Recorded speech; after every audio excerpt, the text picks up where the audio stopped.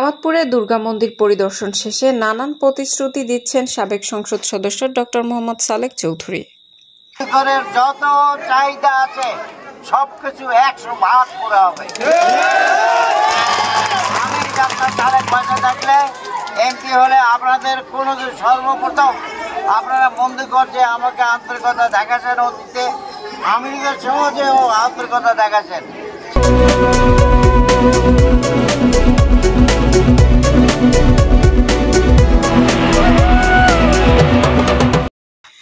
আসসালামু আলাইকুম। এডিপি বাংলার সংবাদে সবাইকে স্বাগত জানাচ্ছি। আমি সুমা আহমেদ। নিজস্ব প্রতিবেদক শেখ রুবেল আহমেদের পাঠানো তথ্যচিত্রে দেখুন বিস্তারিত। বাংলাদেশ জাতীয়তাবাদী দল বিএনপির মনোনয়ন প্রত্যাশী সাবেক সংসদ সদস্য নিয়ামতপুর উপজেলা বিএনপির সভাপতি বীর মুক্তিযোদ্ধা ডাক্তার মোহাম্মদ সালেক চৌধুরী সম্প্রতি নওগাঁ 1 আসনের নিয়ামতপুর উপজেলার বিভিন্ন দুর্গা মন্দির পরিদর্শন করেন। সোমবার সকাল 10 ঘটিকায় প্রথমে নিয়ামতপুর উপজেলা শালবাড়ির কয়েকটি মন্দির পরিদর্শন করেন এবং সবার সাথে সৌজন্যমূলক সাক্ষাৎ এবং দুর্গাপূজার খোঁজ খবর নেন এবং সনাতন ধর্মাবলম্বীদের সাথে শুভেচ্ছা বিনিময় করেন। উল্লেখ্য, নিয়ামতপুর উপজেলার 4টি ইউনিয়নের প্রায় 30টি মন্দির পরিদর্শন এবং সনাতন ধর্মাবলম্বীদের সাথে শুভেচ্ছা বিনিময় করেন নওগাঁ 1 আসনের মনোনয়ন প্রত্যাশী এই প্রবীণ নেতা ডক্টর মোহাম্মদ সালেক চৌধুরী। শারদীয় দুর্গা উৎসব উপলক্ষে স্থানীয় সনাতন ধর্মাবলম্বী জনগোষ্ঠীর সঙ্গে সৌহার্দ্য ও সম্প্রীতি বজায় রাখার উদ্দেশ্যে তার এই পরিদর্শন এলাকাবাসীর মধ্যে ব্যাপক সাড়া ফেলে। পরিদর্শনকালে তার সঙ্গে উপস্থিত ছিলেন এলাকার বিভিন্ন পর্যায়ের নেতাকর্মী ও শুভানুধ্যায়ীরা। এ সময় প্রধান বক্তা হিসেবে উপস্থিত ছিলেন বিএনপির চেয়ারপারসন অন্যতম উপদেষ্টা ইঞ্জিনিয়ার খালিদ হাসান পাহিম। বিশেষ অতিথি হিসেবে উপস্থিত ছিলেন নিয়ামতপুর উপজেলা বিএনপির সাংগঠনিক সম্পাদক শামীম রেজা চৌধুরী বাদশাহ।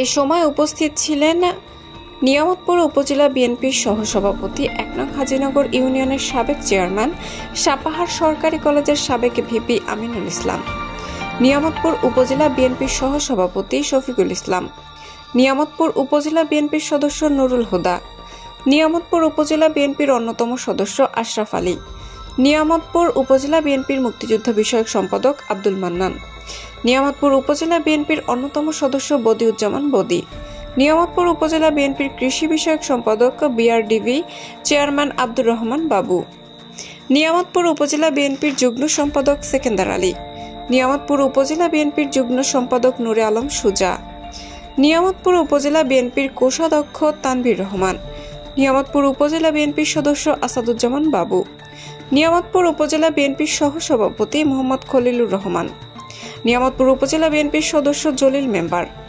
নিয়ামতপুর উপজেলা বিএনপির যুব বিষয়ক সম্পাদক মঞ্জুর রহমান, নিয়ামতপুর উপজেলা যুবদলের যুগ্ম আহ্বায়ক আরিফুল ইসলাম, নিয়ামতপুর উপজেলা যুবদলের যুগ্ম আহ্বায়ক সবুজ চৌধুরী, নিয়ামতপুর উপজেলা যুবদলের যুগ্ম আহ্বায়ক মামুন কবির মতিন, নিয়ামতপুর উপজেলা যুবদলের সাবেক সহসভাপতি সালাউদ্দিন সিরাজি, নিয়ামতপুর উপজেলা যুবদলের অন্যতম সদস্য মেহেদী হাসান রানা, নিয়ামতপুর উপজেলা যুবদলের অন্যতম সদস্য মাসুদ চৌধুরী, নিয়ামতপুর উপজেলা ছাত্রদলের আহ্বায়ক সালাউদ্দিন গাজী, নিয়ামতপুর উপজেলা ছাত্রদলের যুগ্ম আহ্বায়ক নাজমুল হক নাজু, স্বেচ্ছাসেবক দলের সিনিয়র যুগ্ম আহ্বায়ক আব্দুল বারী, নিয়ামতপুর সরকারি কলেজের সাবেক আহ্বায়ক সুলতান মাহমুদ, নিয়ামতপুর সরকারি কলেজ শাখার ছাত্রদলের সভাপতি বিদ্যুৎ চন্দ্র মাহাতো সহ নিয়ামতপুর উপজেলা বিএনপি এবং সহযোগী সংগঠনের নেতৃবৃন্দ।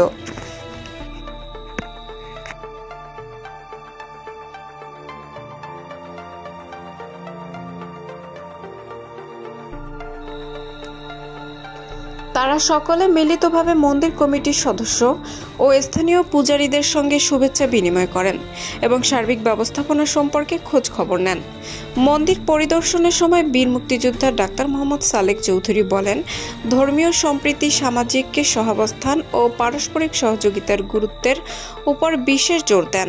তিনি বলেন, বাংলাদেশের সব ধর্মের মানুষ শান্তিপূর্ণভাবে নিজ নিজ ধর্ম পালন করবে, এটাই আমাদের সংস্কৃতি ও ঐতিহ্য। বিএনপি সর্বদা এই ঐতিহ্য রক্ষা ও টিকিয়ে রাখার পক্ষে কাজ করে যাবে।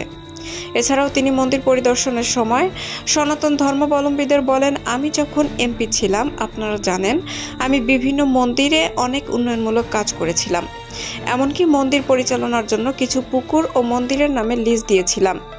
কিন্তু দুঃখের বিষয় স্বৈরাচার সরকার আমলে সেগুলোকে আবার আপনাদের কাছ থেকে কেড়ে নেওয়া হয়েছিল। আমি আপনাদের কথা দিচ্ছি, আমি যদি আগামী সংসদ নির্বাচনে জাতীয়তাবাদী দল বিএনপির পক্ষ থেকে আমাকে মনোনয়ন দেওয়া হয় আর আমি যদি এমপি হতে পারি, তাহলে আপনাদের মন্দির এবং মন্দিরে আসার রাস্তার সমস্ত কিছু উন্নয়নমূলক অনেক কাজ করে দেব। দেশ নায়ক তারেক রহমান ইতিমধ্যেই তিনি ৩১ দফার মাধ্যমে সনাতন ধর্মাবলম্বী সহ আমাদের দেশে যারা সংখ্যালঘু রয়েছে তাদের জীবনমান উন্নয়নের জন্য আগামী দিনে কিভাবে কাজ করলে এই দেশকে সুন্দর করা যায়, ধর্ম বর্ণ নির্বিশেষে সবাই একসাথে কাজ করা যায়, এ বিষয়ে তিনি উল্লেখ করেছেন। তিনি আরও বলেন, আগামী দিনে যদি বিএনপি সরকার ক্ষমতায় আসে তাহলে সকল ধর্মের মানুষ নিরাপদে তাদের ধর্ম পালন করতে পারবে, যেভাবে বিএনপি সরকার কাজ করে যাবে, এবং সকলের জন্য বিশেষ করে গণতন্ত্রের পুনঃপ্রতিষ্ঠা, মানুষের ভোটাধিকার নিশ্চিতকরণ, শিক্ষা ও স্বাস্থ্য ব্যবস্থার উন্নয়ন, দুর্নীতি দমন, কর্মসংস্থান সৃষ্টি এবং সব ধর্ম বর্ণের মানুষের সমান অধিকার নিশ্চিত করার বিষয়গুলো তিনি বিশদভাবে ব্যাখ্যা করেন। ডাক্তার মোহাম্মদ সালেক চৌধুরী আরও উল্লেখ করেন যে বিএনপি একটি গণতান্ত্রিক ও জনগণের দল, তাই জনগণের স্বার্থ রক্ষার সংগ্রামে তিনি সর্বদা নিবেদিত থাকবেন। নিয়ামতপুর ও পোরশা উপজেলার মানুষকে ঐক্যবদ্ধ থাকার আহ্বান জানিয়ে তিনি বলেন, আমরা সবাই মিলে যদি ঐক্যবদ্ধভাবে কাজ করি তবে এই অঞ্চলকে আমরা আরও উন্নত ও সমৃদ্ধ করে তুলতে পারব। তার সফরকে কেন্দ্র করে স্থানীয় এলাকায় উৎসবমুখর পরিবেশ লক্ষ্য করা যায়। সাধারণ পূজারীরাও একজন রাজনৈতিক নেতার কাছ থেকে এই ধরনের সৌহার্দ্যপূর্ণ আচরণকে ইতিবাচক হিসেবে গ্রহণ করেন। এলাকাবাসীর মতে ধর্মীয় সম্প্রীতি রক্ষা এবং সব ধর্মের মানুষের প্রতি সমান সম্মান প্রদর্শন করলে সমাজ আরও শান্তিপূর্ণ হবে। ডক্টর মোহাম্মদ সালেক চৌধুরী এই পরিদর্শন শুধু রাজনৈতিক সৌজন্য পরিদর্শনের মধ্যে সীমাবদ্ধ ছিল না, বরং তা হয়ে উঠেছে সামাজিক সম্প্রীতি, ঐক্য এবং রাজনৈতিক দায়বদ্ধতার একটি প্রতীকী বহিঃপ্রকাশ। তার এই কার্যক্রম প্রমাণ করে রাজনীতি কেবল ক্ষমতা দখলের হাতিয়ার নয়, বরং মানুষের পাশে দাঁড়ানো, সমাজকে ঐক্যবদ্ধ রাখা এবং ন্যায় ও সমতার ভিত্তিতে এগিয়ে যাওয়াই প্রকৃত রাজনীতির লক্ষ্য। দুর্গাপূজা মানে আনন্দ উৎসব। দুর্গাপূজা কিন্তু শুধু বাঙালির পূজা, পশ্চিম বাংলা এবং আমাদের বাংলাদেশে হয়। ইন্ডিয়ার অন্যান্য প্রভিন্সে ও যত দেশ আছে বিরাট বড় ইন্ডিয়া, কিন্তু এই দুর্গাপূজা হয় না। দুর্গাপূজা শুধু পশ্চিমবাংলা বাংলাদেশে হয়। দুর্গাপূজা মানে আনন্দের পূজা, বাঙালিদের পূজা। এখানে হিন্দু মুসলমান সবাই মিলেই থাকে। আগে তো গান হতো, কম্পিটিশন থাকতো গানে, এবং আমাদের যদি এই গানের ধারা মুছে যায় সেগুলো কিন্তু হেরে যাবে। কখন এমপি হতে পারি সামনে, ইনশাল্লাহ আপনাদের যত দাবি আছে সব দাবি আমি পুরা করব। যত দাবি আছে সব দাবি, কারণ আপনারা আমার খুব নিজের লোক, কাছের লোক বলে মনে করি আমি। মানিয়ার যারা আছেন সবাই আমার নিজের লোক, কাজে আপনারা আমাদেরকে যেমন ভালোবাসেন, ইনশাল্লাহ আমিও আপনাদেরকে যদি এমপি হতে পারি সর্বাঙ্গীনভাবে যতভাবে হোক সাহায্য করব এবং সব কিছু করব। আপনারা যেন সুখে থাকতে পারেন। আপনাদের দুর্গাপূজা মানে হচ্ছে আনন্দের পূজা। এখানে হিন্দু মুসলমান নাই, সবাই মিলে আনন্দ করতে আগে। এই দুর্গাপূজা শুধু পশ্চিমবাংলা এই বাংলাদেশে হয়, ইন্ডিয়ার কিন্তু অন্য জায়গায় হয় না। এটা আমাদের বাঙালিদের পূজা। কাজেই আগে হিন্দু মুসলমান সবাই গান হতো, সবাই একসঙ্গে থাকতো। এখন গান বাজনা নাই। শুনছিলাম এখানে গান হবে, কেন হলো না বুঝতে পারি। গান হওয়া উচিত ছিল এবং ইনশাল্লাহ যেন গান হয় এবং আমরা দেখব। মেয়ে ছাড়া গান মানে আল কাপড় গান তো মেয়ে ছাড়াই রে ভাই, এটা তো করাই যায়। কাজে আপনারা গান বাজনা করবেন, আনন্দ উৎসব করবেন এবং আমাদের সর্বাঙ্গীন সহযোগিতা পাবেন।